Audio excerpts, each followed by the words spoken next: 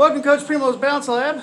In today's lesson, we're going to simulate the bouncing of a ball in 5 repeated fashions. And the way you do that is you're going to actually take a tennis ball, which I'll provide for you if you are an online student.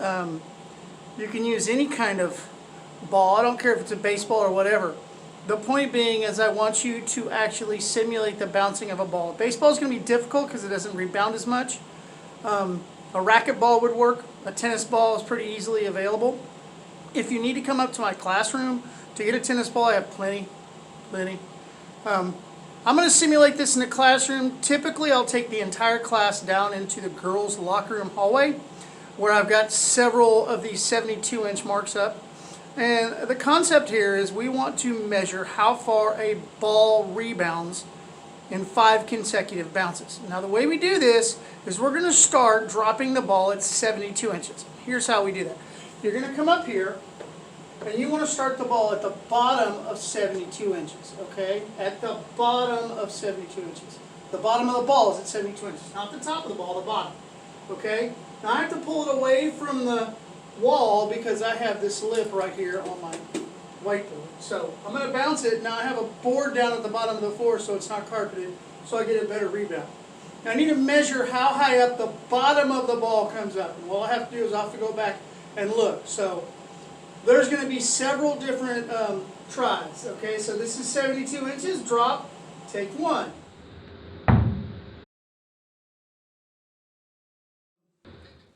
So the bounce actually came up at 35 inches.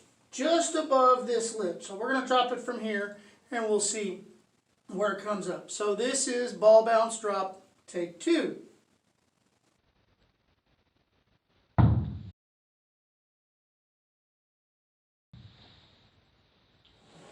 second bounce came up to 22 inches, which is right here. This will be take 3.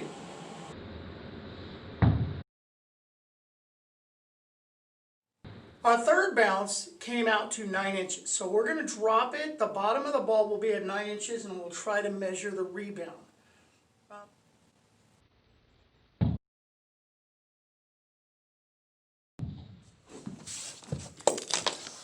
Now I'm really far down on the floor because the last bounce rebound was 4 inches.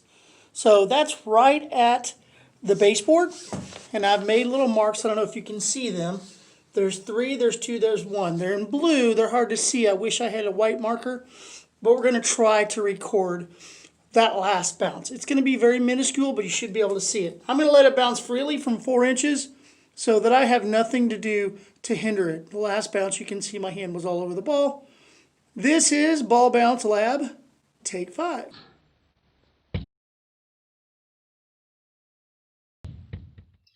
So now we're going to take the information we gathered from the lab and put it into the actual spreadsheet that we have.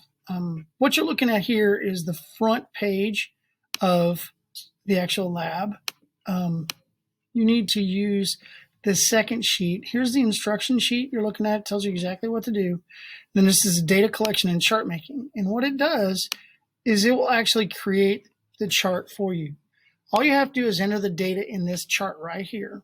So the first bounce came up to 35.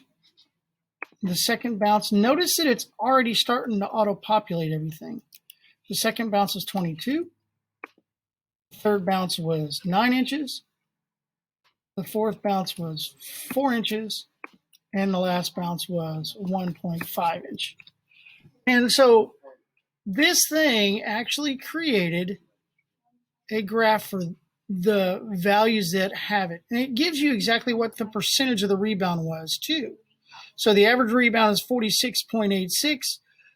The way you would write an equation for this is you would have to know exactly what it is. It's just an exponential decay problem. So you've got height 1 times over height 0 times 100. So it's just a percentage. So what we're doing here is we're looking at the percentage of each consecutive bounce.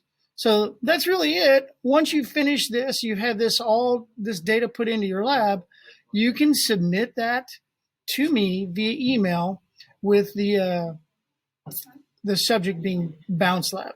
Okay, so y'all have a great day. Be blessed. Be a blessing.